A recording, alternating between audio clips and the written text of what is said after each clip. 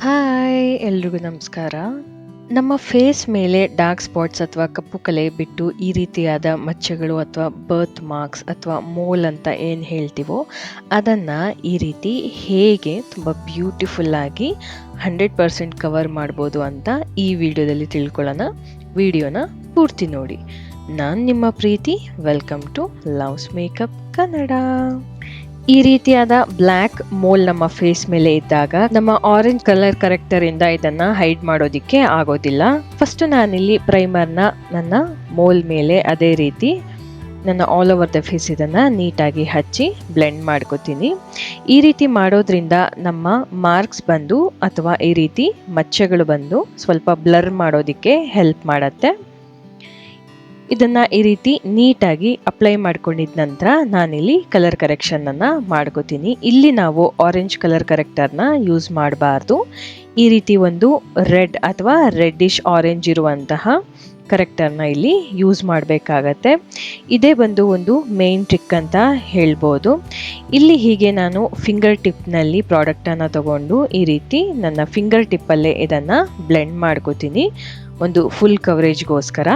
ಇದನ್ನು ಆದಷ್ಟು ನೀವು ಬ್ಯೂಟಿ ಬ್ಲೆಂಡರನ್ನು ಅವಾಯ್ಡ್ ಮಾಡಿ ನಿಮ್ಮ ಫಿಂಗರ್ ಟಿಪ್ಸಲ್ಲೇ ಬ್ಲೆಂಡ್ ಮಾಡ್ಕೊಂಡಿದ ನಂತರ ಈ ರೀತಿ ಒಂದು ನನ್ನ ಸ್ಕಿನ್ ಶೇಡ್ಗಿಂತ ಒಂದು 2 to 3 ಡಾರ್ಕ್ ಶೇಡ್ ಕನ್ಸೀಲರನ್ನು ತಗೊಂಡು ಈ ರೀತಿ ನನ್ನ ರೆಡ್ಡಿಶ್ ಆರೆಂಜ್ ಕಲೆಕ್ಟರ್ ಮೇಲೆ ಇದನ್ನು ಅಪ್ಲೈ ಮಾಡಿಕೊಂಡು ನನ್ನ ಫಿಂಗರ್ ಟಿಪ್ ಸಹಾಯದಿಂದನೇ ಇದನ್ನು ಬ್ಲೆಂಡ್ ಮಾಡ್ಕೋತೀನಿ.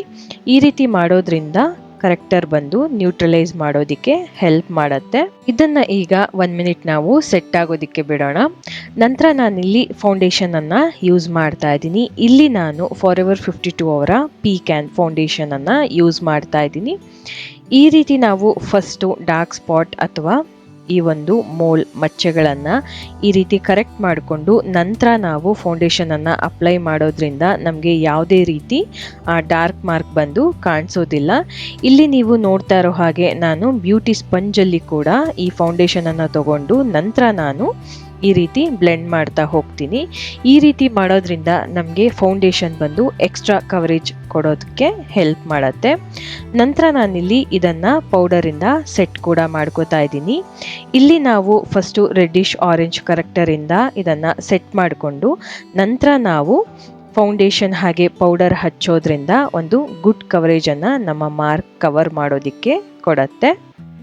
ನಾವು ಮೇಕಪ್ ಮಾಡ್ಕೊಳ್ಳುವಾಗ ಈ ರೀತಿ ಮೋಲ್ಸ್ ಅಥವಾ ಮಚ್ಚೆಗಳು ಇದ್ದಾಗ ಅದನ್ನು ಶೋ ಮಾಡೋದಕ್ಕೆ ನಮಗೆ ಕೆಲವೊಂದು ಬಾರಿ ಇಷ್ಟ ಆಗೋದಿಲ್ಲ. ಅದನ್ನು ಈ ರೀತಿ ನಾವು ಹೈಡ್ ಮಾಡೋದ್ರಿಂದ ಮೋಲ್ ಬಂಪ್ ಬಂದು ಕಾಣಿಸ್ಬೋದು, ಬಟ್ ಆ ಡಾರ್ಕ್ ಮಾರ್ಕ್ ಬಂದು ಯಾವುದೇ ರೀತಿ ಕಾಣಿಸೋದಿಲ್ಲ. ಈ ರೀತಿಯಾದ ಮಚ್ಚೆಗಳು ನಮ್ಮ ಬ್ಲಷ್ ಪ್ಲೇಸ್ ಮಾಡೋ ಜಾಗದಲ್ಲಿ ಅಥವಾ ಕಾಂಟೋರ್ ಪ್ಲೇಸ್ ಮಾಡೋ ಜಾಗದಲ್ಲಿ ಇದ್ದಾಗ ನಮ್ಮ ಬ್ಲಷ್ ಹಾಗೆ ಕಾಂಟೋರ್ನ ಅಪ್ಲೈ ಮಾಡಿದಾಗಲೂ ಕೂಡ ಅದು ಕವರ್ ಆಗಿ ಹೋಗುತ್ತೆ. ಸೊ ಈ ಒಂದು ಸಿಂಪಲ್ ಟ್ರಿಕ್ಸ್ ಆ್ಯಂಡ್ ಟಿಪ್ಸನ್ನು ಯೂಸ್ ಮಾಡಿಕೊಂಡು ನೀವು ಈ ರೀತಿ ನಮ್ಮ ಬರ್ತ್ ಮಾರ್ಕ್ಸ್ ಅಥವಾ ಮೋಲ್ಗಳನ್ನು ಕರೆಕ್ಟ್ ಮಾಡ್ಕೋಬೋದು. ಸೊ ಇದಾಗಿತ್ತು ಇವತ್ತಿನ ವಿಡಿಯೋ. ಯಾರಿಗೆಲ್ಲ ಇಷ್ಟ ಆಗಿದೆ ಅವರು ಲೈಕ್, ಕಮೆಂಟ್ ಹಾಗೆ ನಿಮ್ಮ ಫ್ರೆಂಡ್ಸ್ ಆ್ಯಂಡ್ ಫ್ಯಾಮಿಲಿ ಜೊತೆ ಶೇರ್ ಮಾಡೋದನ್ನು ಮರಿಬೇಡಿ. ಇನ್ನೂ ಯಾರೆಲ್ಲ ನನ್ನ ಚಾನಲನ್ನು ಸಬ್ಸ್ಕ್ರೈಬ್ ಮಾಡ್ಕೊಂಡಿಲ್ಲ ದಯವಿಟ್ಟು ಲವ್ಸ್ ಮೇಕಪ್ ಕನ್ನಡ ಚಾನಲನ್ನು ಸಬ್ಸ್ಕ್ರೈಬ್ ಮಾಡ್ಕೊಳ್ಳಿ ಅಂತ ಕೇಳ್ಕೊಳ್ತಾ ಥ್ಯಾಂಕ್ ಯು ಫಾರ್ ವಾಚಿಂಗ್.